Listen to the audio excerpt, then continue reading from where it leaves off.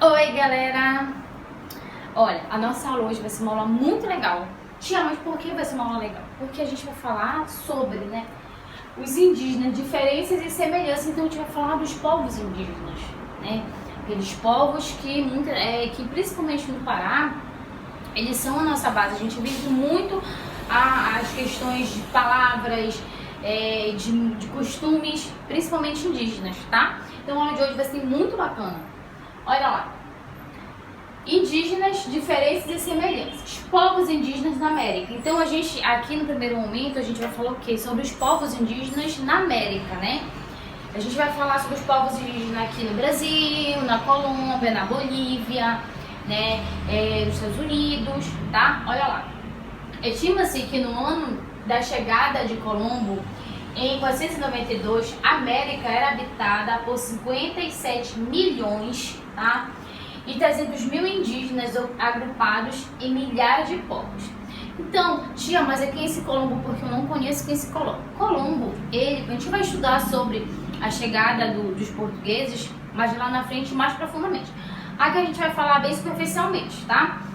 Então, quem vai ser Colombo? Colombo, ele é um navegante português, tá? Que ele vai sair da Europa e da Europa ele vai sair para achar terras, tá?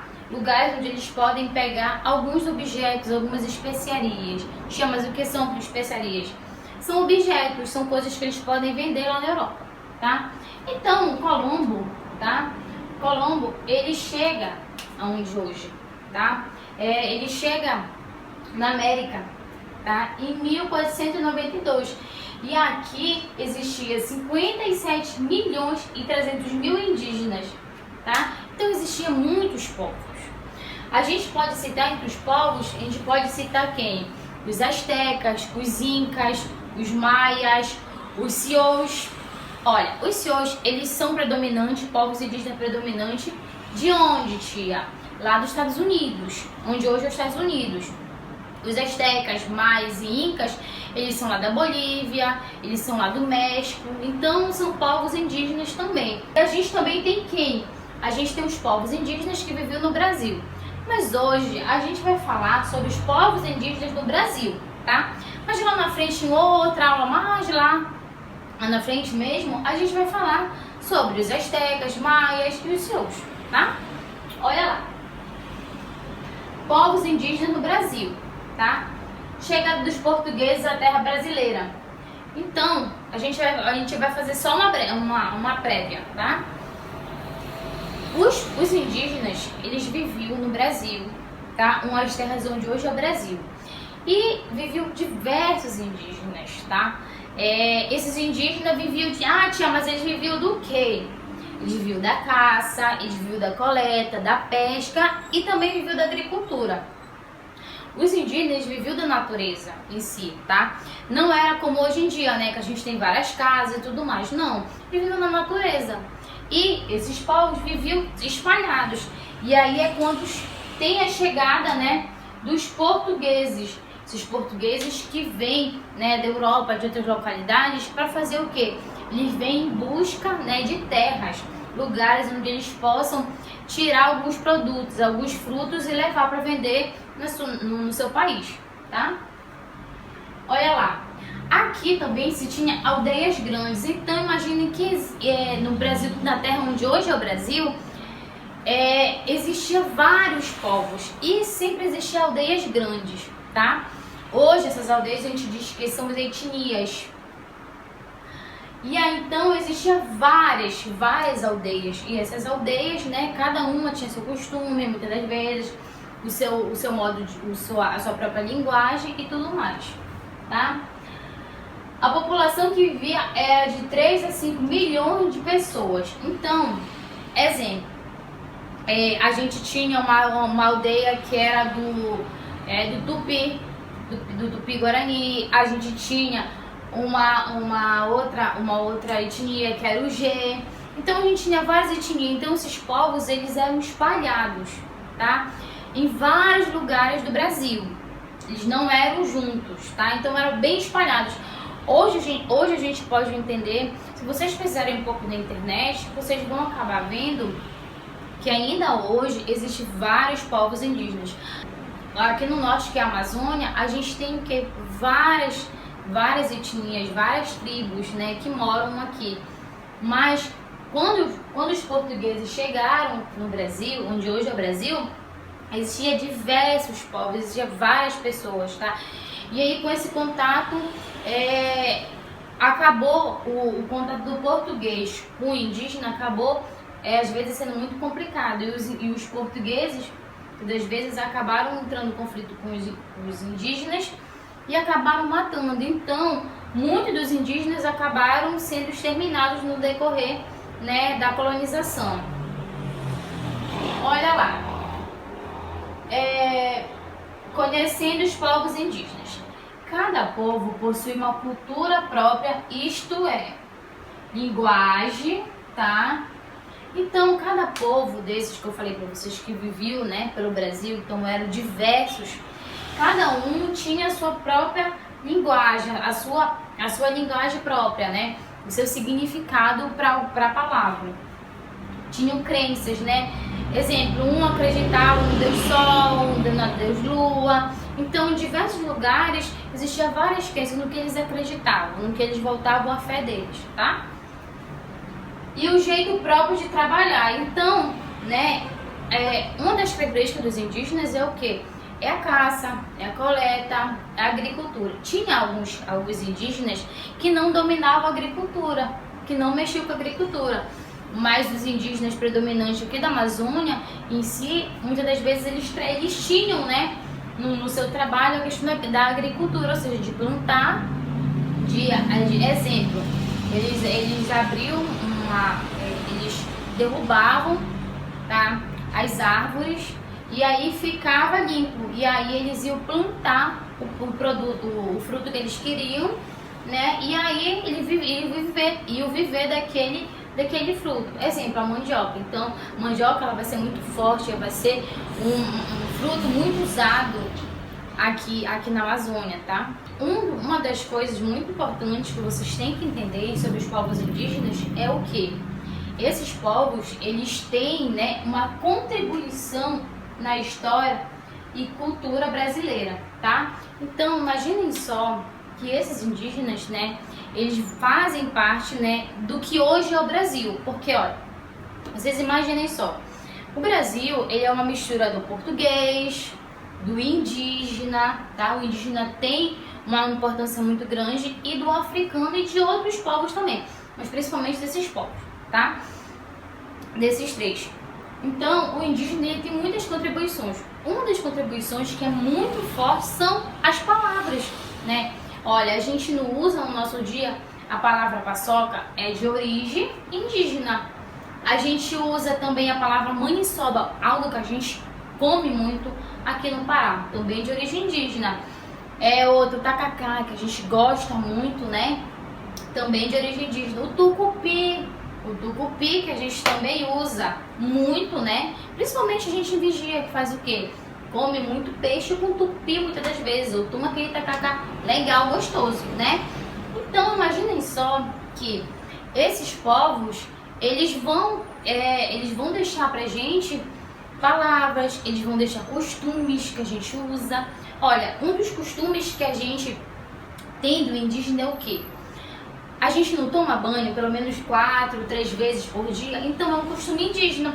O indígena, como ele vivia muito da caça, da pesca e tudo mais, então aqui no Brasil também é um pouco calor, né? Em algumas localidades se faz um pouquinho de calor. E aí, então, o indígena, ele tinha a cultura do quê? De sempre tomar banho. Então, um dos costumes que a gente tem do indígena é o de tomar banho, tá? E aí, como eu falei pra vocês, o indígena, ele é muito importante na história do Brasil e na cultura brasileira. Olha só, os indígenas têm traços físicos, então, muitas das vezes os indígenas, eles são identificados pelos traços físicos muito parecidos, tá? Eles usam acessórios. Então, os indígenas, eles usam alguns acessórios, como cocá, né? O cocá que é usado aqui na cabeça. Eles usam cordões, né, colares. Esses colares, eles são tirados da natureza. Tudo, acessórios que eles tiram tudo da natureza. Então imagine que os cocais, né, que são coisa que eles usam aqui na cabeça, né, um acessório usado na cabeça, que é feito de pena. Essas penas são de pena de animais, né? Esses animais que eles faziam o quê? Eles caçavam esses animais, né? Comiam os animais e a pena desses animais eles acabavam fazendo aquele acessório para a cabeça, tá? Outro ponto é os colares, né? Os colares que eles usam sempre são colares de pedras. Então essas pedras são tiradas de onde? Da natureza. Então eles encontram essas pedras bonitas ou pérolas ou outras coisas e aí acabam fazendo, sempre às vezes colorido, tá? Uma outra coisa que é muito importante é também a questão da pintura no corpo, a pintura corporal no corpo do indígena. O indígena vai ser muito predominante a questão da pintura no corpo dele. Tia, mas por quê? Qual é o significado deles fazer essa pintura no corpo deles? Olha lá, a pintura era feita na época de luta. Então, se eles iam lutar, tinha uma pintura específica para aquele que ia lutar. Tinha uma pintura específica para quando o homem ia caçar. Tinha pintura específica quando eles faziam alguns rituais de agradecimento aos deuses.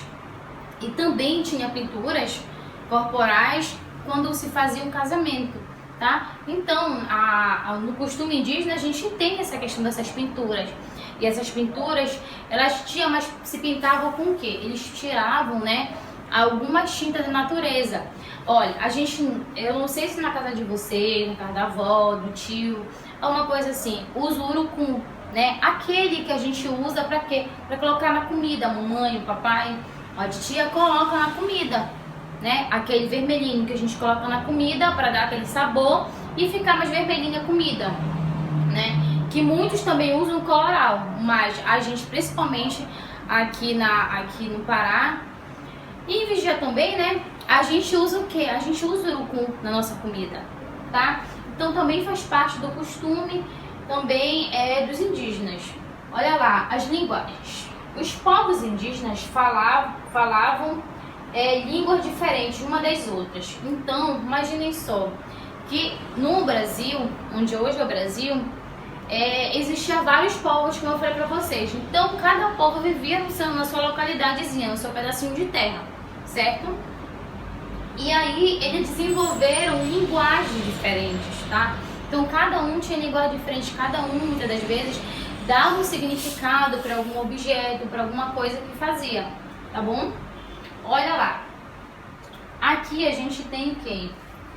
A gente tem os troncos linguísticos principais, tá? Então a gente vai ter duas bases linguísticas que vão ser usadas pelos indígenas. A primeira é o tupi, também chamado de tupi-guarani, tá? Nessa base linguística eram inseridos 10 etnias, então 10 etnias usavam essa base linguística que era o tupi-guarani. E a gente também tem o macro-G, tá? Então no macro-G, também que é uma base linguística, vão se ter nessa base linguística 12 etnias. Essas etnias, elas vão, né, usar essas duas bases linguísticas, o tupi e o macro. Tia, mas eu não tô entendendo que negócio que tá acontecendo. É o seguinte, imaginem só que na base linguística do tupi, exemplo, tá? Na base linguística do tupi, lá em Vigia, tu fala que tu come jerimum, mas lá em São Caetano eles vão dizer que é abóbora, tá? Então aquele jerimum que tu conhece, em outra localidade ela é conhecida como abóbora, mas todo mundo sabe o que ela é, tá? Então era mais ou menos assim. Em vários locais, então tanto no tupi quanto no macro G tinha significado diferente os objetos, os frutos, tá? Então, em alguma localidade usavam a mesma coisa, o mesmo significado. Olha, a gente pode dizer então, né, que os indígenas, eles tinham várias linguagens. Então essas linguagens elas são muito usadas. Eu vou mandar um vídeo para vocês e aí vocês vão ver, né, que cada depoimento de indígenas, como é essa forma, como é que eles usam essa questão dessa linguagem, qual é o significado, porque, exemplo, para aquele objeto tem um significado, ele tem um nome, mas para outro tem outro nome, tá? E é sempre a mesma coisa.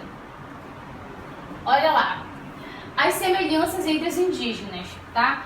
Diferenças e semelhanças, tá? Os indígenas, eles são muito parecidos, tá? E quando a gente diz que eles têm semelhanças, são muito parecidos, mas tem diferenças. Por quê? Porque um indígena, muitas das vezes, a gente tem aquela questão assim, tem indígenas que eles viviam mais no litoral, ou seja, mais perto dos rios. E tinha aqueles indígenas que não viviam perto dos rios, então eles são diferentes, tá? Eles têm semelhanças, né? Ah, tia, mas como assim semelhanças? Semelhanças no modo de viver muitas das vezes. Por quê? Porque na sua maioria os indígenas viviam da caça, da coleta, da pesca e da agricultura, certo? Então, quando a gente diz que eles têm diferenças é porque, exemplo, as etnias que moravam perto do rio, elas pescavam, né? E principalmente da Amazônia, elas tinham o uso da agricultura, então já dominava a agricultura. Diferente de alguns povos que viviam, né, mais para dentro da mata, que não dominavam a agricultura, tá bom? Então, eles são, sim, né, semelhantes, porque usam a caça, a pesca, muitas das vezes, e a coleta de frutos, tá? Mas também são diferentes, por quê? Porque uns se beneficiam, uns têm agricultura e outros não têm agricultura, tá? E até questão de costumes também, uns têm um costume, exemplo, um ritual, em certa etnia, a gente pode ter quem? Aquela etnia consagrando, né, os seus objetos ao Deus da Lua, ao Deus do Sol. Então, existem umas diferenças entre si. O que eu quero explicar também para vocês é o seguinte, que eles não eram muito amigáveis uns com os outros, tá? Então, muitas vezes, os indígenas acabavam entrando em conflito um com o outro. E aí eles acabavam guerreando, tá? Então, acabavam guerreando e brigando. E aí a gente tem o quê? A gente tem o papel do guerreiro. Aquela pessoa que vai guerrear pela sua tribo. E aí a gente tem também o quê? Quando eles guerreavam, né, entre si, né, duas etnias, dois povos diferentes entre si, muitas das vezes, aquele que ganhava levava o seu guerreiro. E aí, quando aquela pessoa que era capturada, aquele guerreiro capturado, ele é levado, né, para a aldeia, e nessa aldeia se faz o ritual, muitas das vezes, né, com esse guerreiro.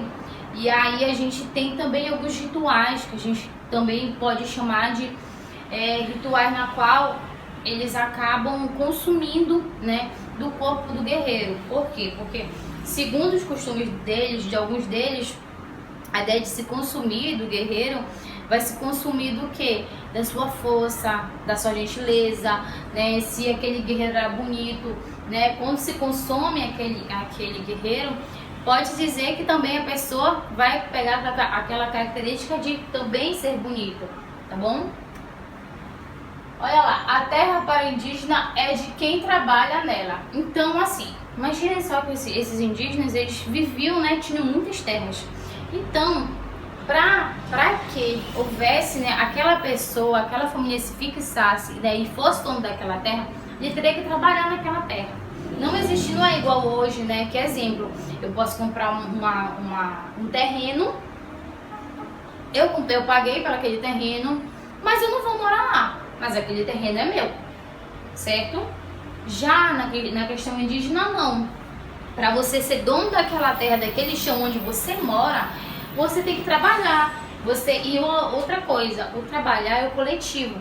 É todo mundo trabalhar, todo mundo produzir, né, alimentos, todo mundo caçar Tanto a caça quanto a coleta de frutos, a pesca, ela é dividida para todo mundo, tá bom? Olha só, a posse de terra coletiva, como eu falei para vocês, né? Então aquela terra, ela é uma terra coletiva, todo mundo vai se beneficiar. Então imagine quando eu falo para vocês aqui que a aldeia é grande, então, ou seja, uma aldeia grande onde todo mundo era amigo de todo mundo comia da mesma coisa. Todo mundo, se um pescava, lhe dividia a comida com todo mundo. Se um colhia frutos da natureza ou da agricultura, todo mundo, né, se beneficiava junto daquilo, tá? Olha só, a divisão do trabalho é feita por sexo e idade. Então,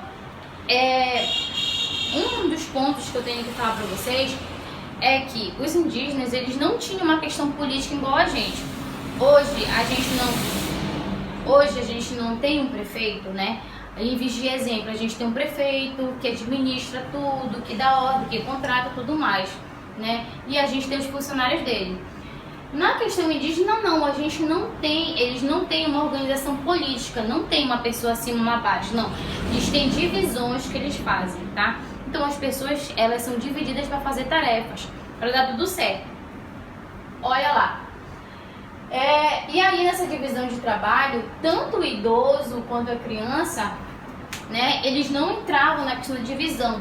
O idoso e a criança, ele era responsável de fazer o quê, tia? O idoso, ele era responsável de ajudar em alguma coisinha aqui, uma coisinha ali, e a criança também, mas ela não tinha um papel específico. Exemplo, a criança era para pegar milho, exemplo, não.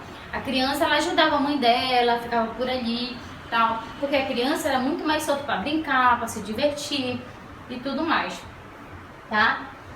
E aí, nesse ponto, a gente tem o que? As tarefas femininas.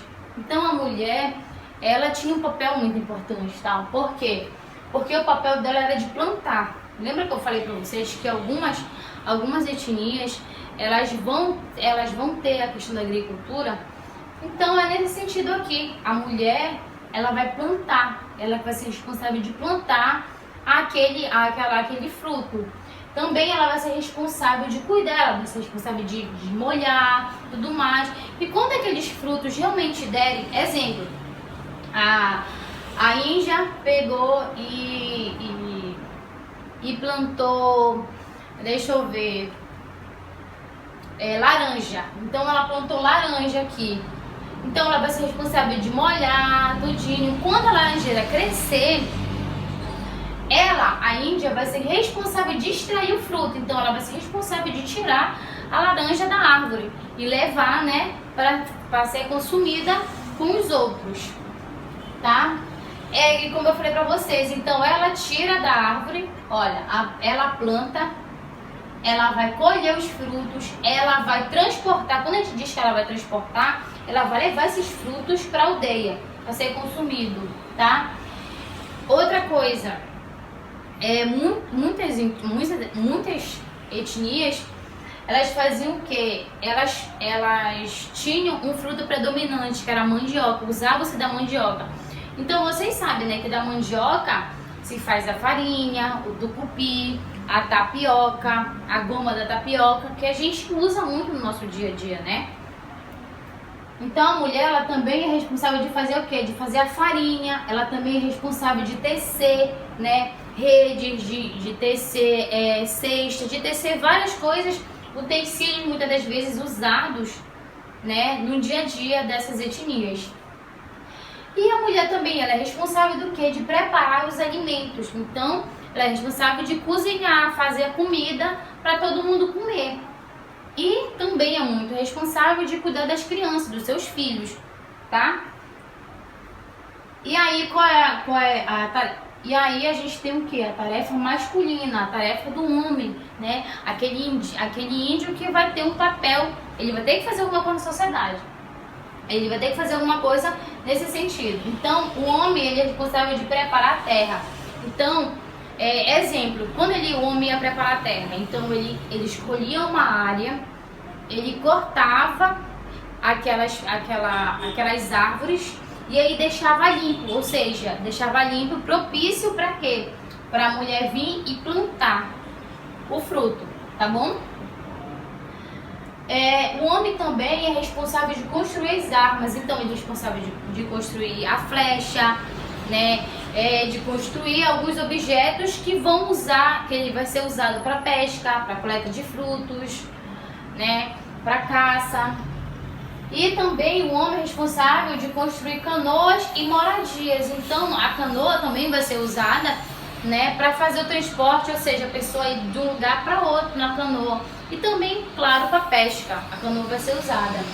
E a moradia, eles moravam, mas eles moravam onde? Eles moravam numa casa como a gente mora hoje? Não. Lá no começo, quando os portugueses chegaram aqui, eles moravam em ocas. Mas como é uma oca? Olha lá, eles faziam aqui, ó, e aqui cheio de palha, tá? Cheio de palha aqui. E aí eles construíam assim, né? E aí era feita a casa deles. Então era essa moradia deles era chamada de oca, tá? E aí dentro dessa oca dentro dessa oca morava só, exemplo, o índio, a índia e os filhos dele. Não. Existiam várias famílias que moravam na mesma oca, certo? Olha lá. Também o homem, ele era responsável de cuidar da segurança do grupo. Então, quando havia, né, um conflito, ou seja, uma outra tribo queria invadir lá, então era o homem que fazia o papel do guerreiro, ou seja, era ele que ia guerrear para proteger a sua família e o seu povo, né, do inimigo em comum. Olha lá. Aí a gente também tem o quê? A infância entre os indígenas. E aí a gente vai falar um pouquinho sobre como é que era essa infância, né? A criança, quando ela nasce, né, ela vai sempre, no decorrer até uns 4 anos de idade dela, ela sempre vai estar pelos cuidados da mãe. Então ela sempre tem que estar perto da mãe. Perto da mãe, porque a mãe, para dar de mamar para a criança, a mãe que vai organizar essa criança.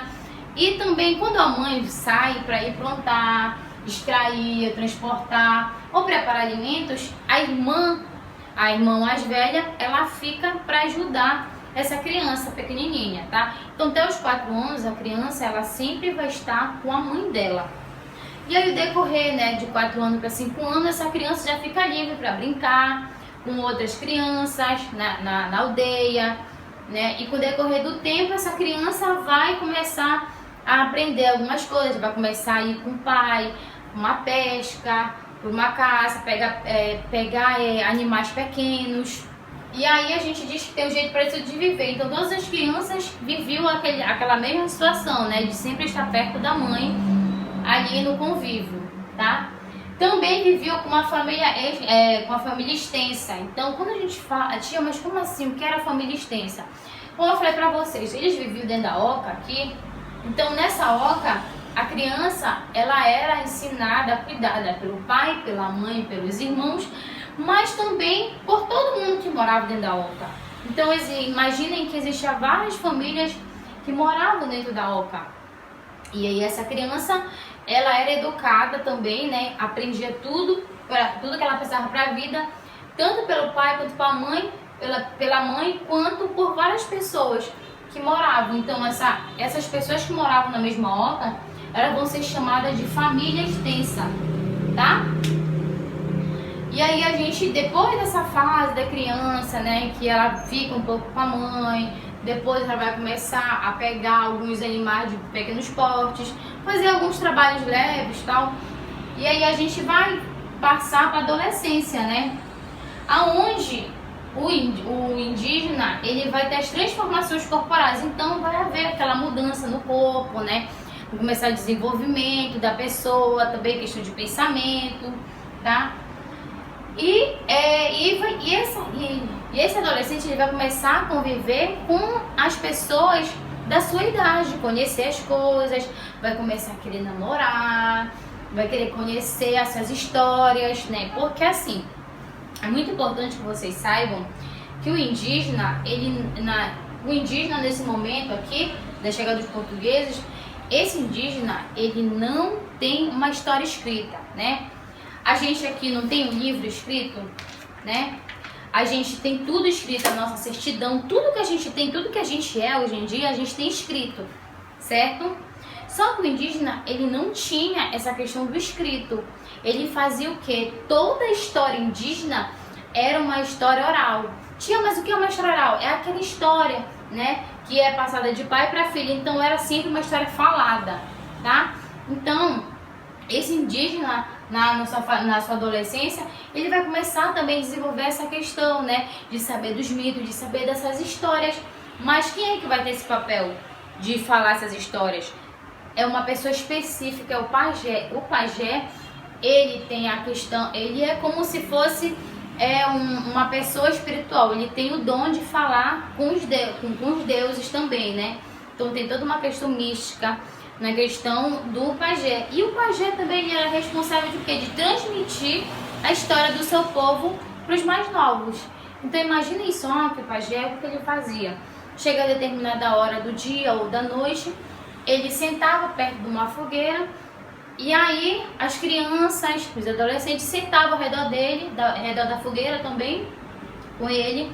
E aí ele ia começar a contar a história do seu povo, tá? E aí predomina por muito tempo essa história oral, essa história passada de pai para filho. Então imagina que o indígena, ele vai no decorrer da vida dele, ele vai aprendendo aquelas histórias, a história do povo dele. E aí vai chegar um momento, quando ele tiver um filho, ele vai contar essa mesma história para o filho dele. E o filho dele vai passar essa história para o filho dele, e assim vai passar por muitas gerações essas histórias, tá?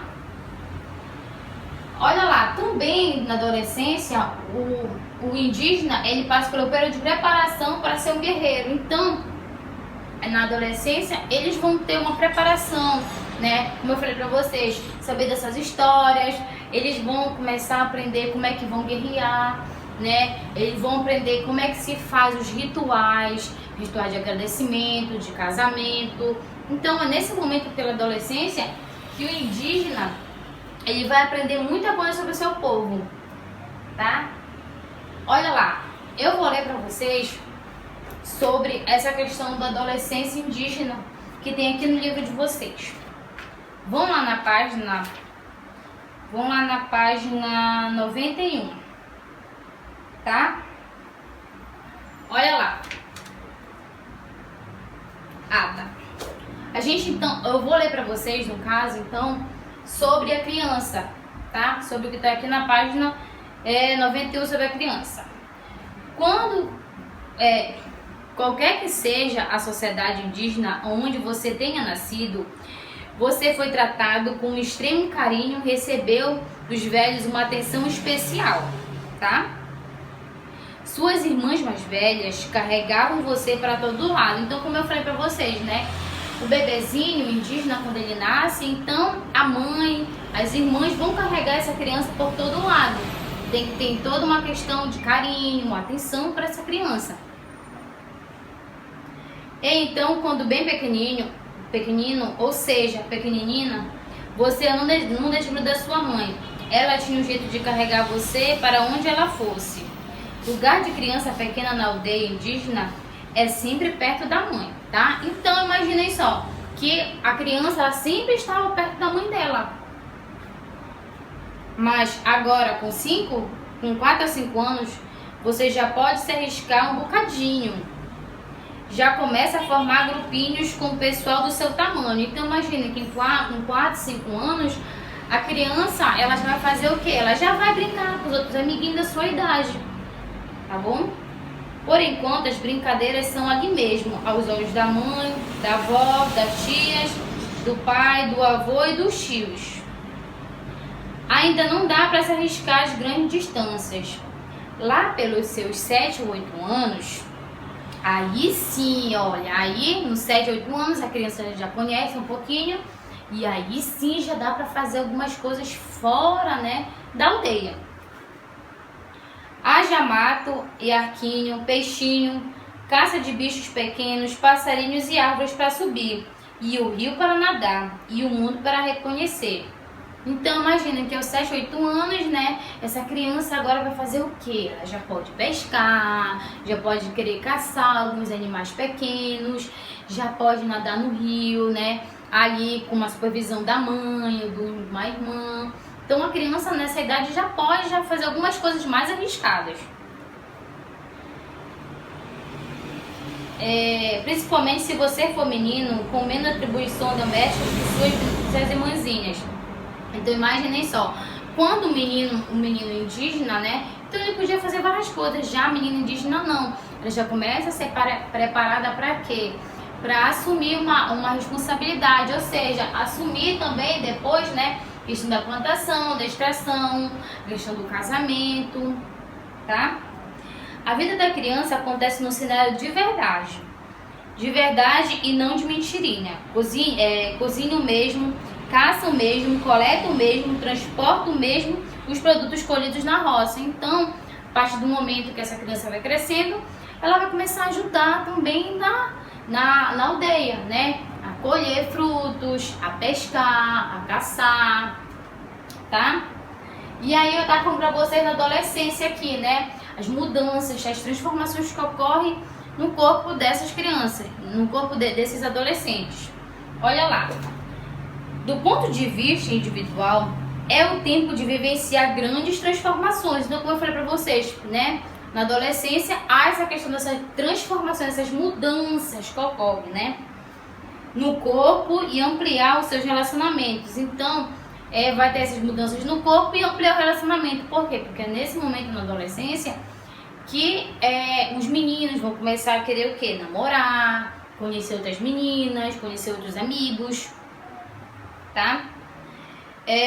Seus relacionamentos com outras pessoas começam a conhecer a sabedoria do seu povo e ter os primeiros amores, começa a participar da vida social. Então, nesse momento também da adolescência que o menino vai começar, como eu falei pra vocês, começar a participar da vida social, ou seja, começar a entender a sua aldeia, quem são as pessoas, quais são as importâncias, a questão dos mitos, as histórias, né?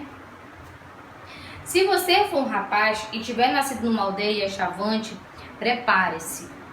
Você terá um longo período de isolamento, tá? Então, em determinadas épocas no qual o menino já estava, adolescente já estava grande, em algumas etnias, o adolescente ele era levado para uma casa distante, um pouquinho distante da sua aldeia, isolada, ou seja, não tinha contato, né, com o pai, com a mãe, com outras pessoas.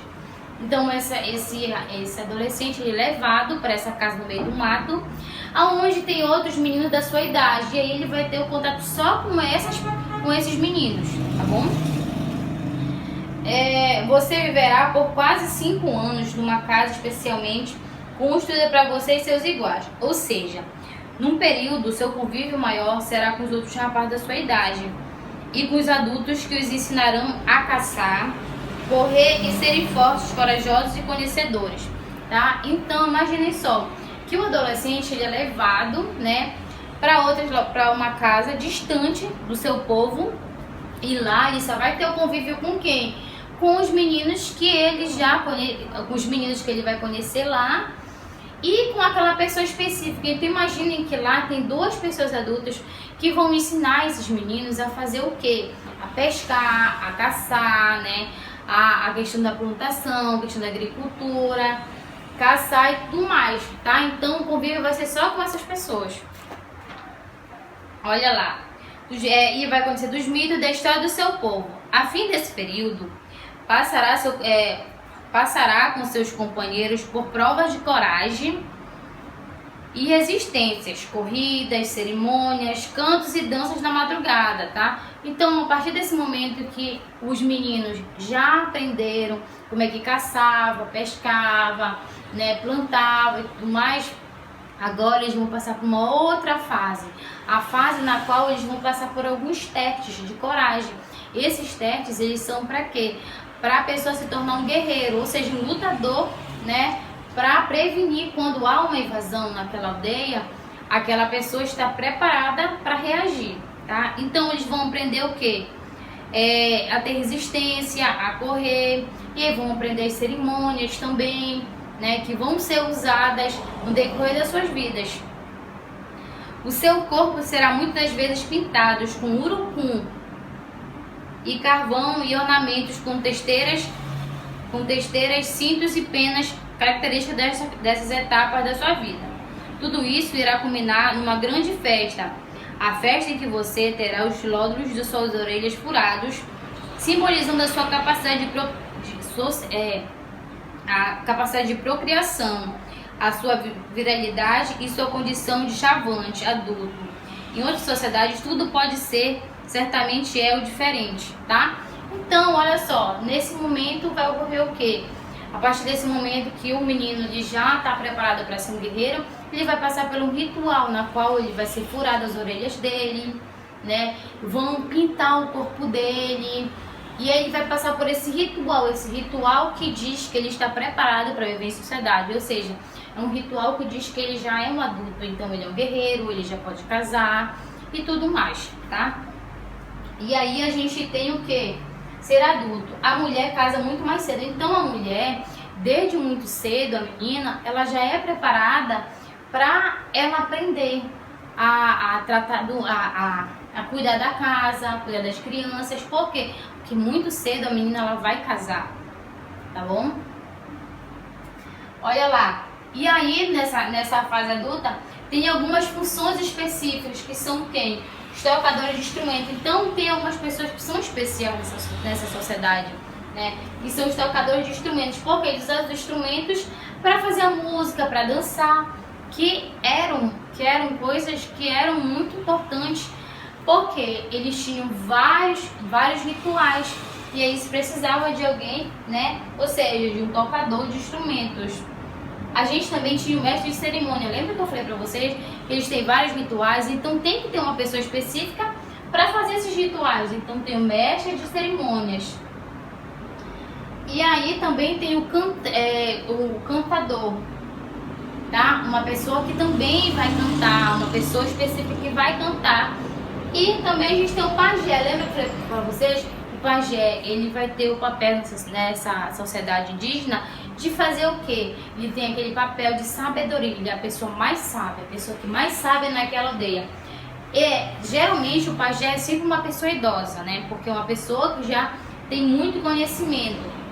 E aí esse pajé também ele tem o papel de se comunicar, ele tem o papel de se comunicar com os deuses. Uma das coisas importantes dos indígenas é o quê? Que eles cultuavam, eles eram politeístas, eles cultuavam vários deuses. Então eles cultuavam o deus do sol, o deus da lua, da água, da natureza, né? E também uma das coisas importantes é que o indígena, ele sempre vai ser muito preocupado com a natureza. Ele sempre vai tentar fazer de tudo para não mexer na natureza, tá bom? E é isso, gente, tá? Eu espero que vocês tenham gostado. Vejam as atividades que eu vou mandar pra vocês no grupo, tá bom? Beijos, saudades. Tchau.